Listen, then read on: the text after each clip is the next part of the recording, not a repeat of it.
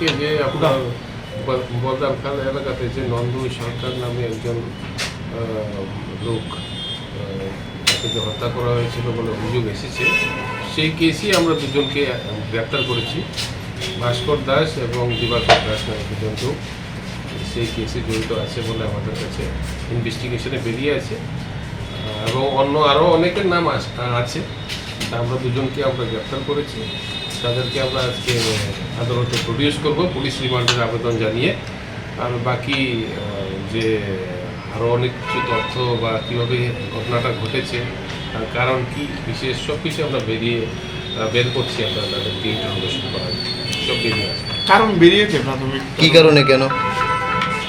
Investigation চলছে, আজকে তো পোস্টমর্টম হচ্ছে, প্লাস তাদেরকে ইন্টারোগেশন করে অনেক কিছু নামও আসছে যেগুলি তদন্ত সাপেক্ষে এখন বলা। কেন মেরেছে? উদ্দেশ্যটা কি, কেন কি উদ্দেশ্যটা আছে, উদ্দেশ্যটা আপনার ইনভেস্টিগেশন চলছে। এটার ভিতরে একটা গরুর ইস্যু আছে, গরু চুরির বলে একটা অভিযোগ উঠেছিল, এটাও তদন্ত করে আমরা দেখছি। কিন্তু আরও অনেক কিছু জিনিস আছে যেগুলো আরও বেরিয়ে আসতে হবে। এটা তো প্রাথমিক পর্যায়ে চলছে ইনভেস্টিগেশন, এখন তো জাস্ট একদিন হয়েছে। আমরা তাদেরকে পুলিশ রিমান্ডে নিয়ে এসে জিজ্ঞাসাবাদ করার পরেই অ্যাকচুয়াল মোটিভটা বেরিয়ে আসবে। কি ধারাটা কি নেওয়া হয়েছে? কিন্তু 300 আইপিসি। তাদের বাড়ি কোথায়? বদলাখাল এলাকায়।